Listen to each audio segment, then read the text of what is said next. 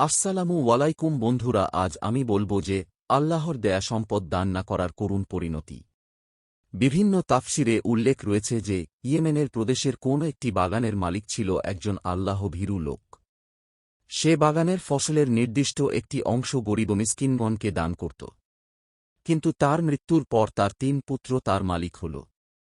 তারা ভাবল যে আমাদের লোকসংখ্যা অনেক, আমাদের পরিবার পরিজনের তুলনায় বাগানের ফসল সম্পদ খুবই অপ্রতুল, সুতরাং গরিব মিসকিনগণকে ফসলের নির্দিষ্ট একটি অংশ দান করা আমাদের পক্ষে সম্ভবপর নয়। কিন্তু কোনো এক ছেলে এই চিন্তাধারার বিপরীত ছিল। সে গরিব মিসকিনের প্রতি ছিল সহানুভূতিশীল।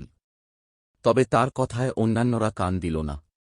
তারা প্রতিজ্ঞা করল যে আগামী দিন সকালবেলা আমরা ভিক্ষুক দল আসবার পূর্বেই গিয়ে ফসল কেটে আনব, কিন্তু এ শপথ ও প্রতিজ্ঞায় আল্লাহর ইচ্ছাকে শমিল করল না।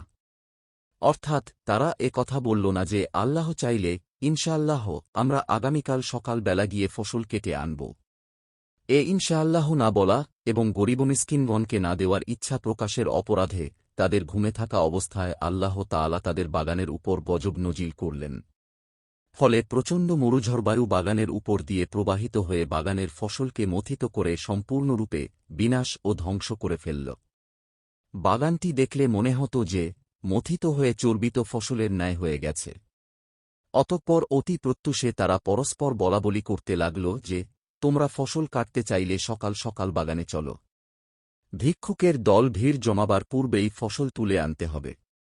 অতঃপর তারা পূর্ব সিদ্ধান্তমাফিক খুব দাম্ভিকতা ও অহংকারী মনে সকালবেলা ফসল কাটার জন্য রওয়ানা হল। আর পরস্পর চুপে চুপে বলাবলি করতে লাগল, সাবধান, আজ যেন কোন প্রকারে তোমাদের কাছে ভিক্ষুকের দল ভিড় জমাতে না পারে। তারা আসার পূর্বেই ফসল তোলার কাজ শেষ করতে হবে। ভিক্ষুক ও গরিবদেরকে তাড়িয়ে দেওয়ার মনোভাব নিয়ে তারা বাগানে পৌঁছল। বাগানের বিনাশ ও ধ্বংসযজ্ঞ অবলোকন করে বলল, আমরা পথ ভুলে হয়তো অন্য কোনো বাগানে এসেছি। আমাদের বাগান তো এটা নয়। আমাদের বাগান কত সুন্দর, সুজলা সুফলা শস্য ভরা। আমরা পথ হারিয়ে ফেলেছি।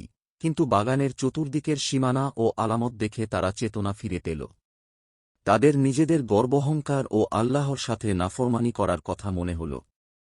আর বলল, আমাদের উপর আল্লাহর লানত এসেছে, আমাদেরকে ফসল হতে বঞ্চিত করা হয়েছে। তখন তাদের মধ্যে যে লোকটি স্বভাব চরিত্রে উত্তম ছিল এবং ভিক্ষুকদের প্রতি সংবেদনশীল ছিল, সে বলল, আমি কি পূর্বে তোমাদেরকে আল্লাহর সাথে নাফরমানি না করার জন্য বলেছিলাম না?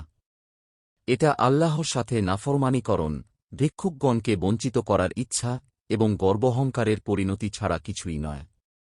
এখনও সময় রয়েছে, গুনাহ হতে তোবা করো।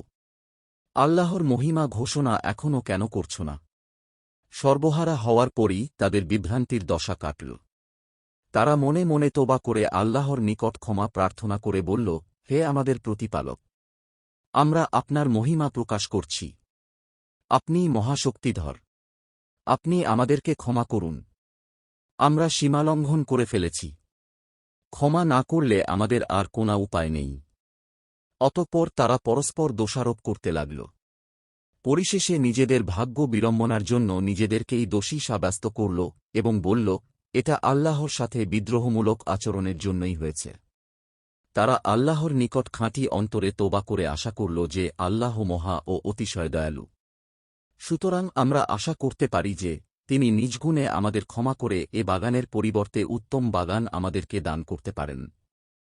আমরা আমাদের যাবতীয় সমস্যা তাঁর নিকট অর্পণ করলাম এবং তাঁর দিকেই মনোনিবেশ করলাম। তাফসীরকারগণ লিখেছেন, তাদের এই তওবার ফলে এবং নিজেদের যাবতীয় সমস্যা আল্লাহর নিকট সোপর্দকরণ এবং সত্যদিনের ধারক হওয়ার কারণে আল্লাহ তাআলা এটার তুলনায় অনেক অনেক গুণ উত্তম ও সুজলা সুফলা শস্যভরা উদ্যান দান করে অপূর্ব সম্পদশালী করেছিলেন।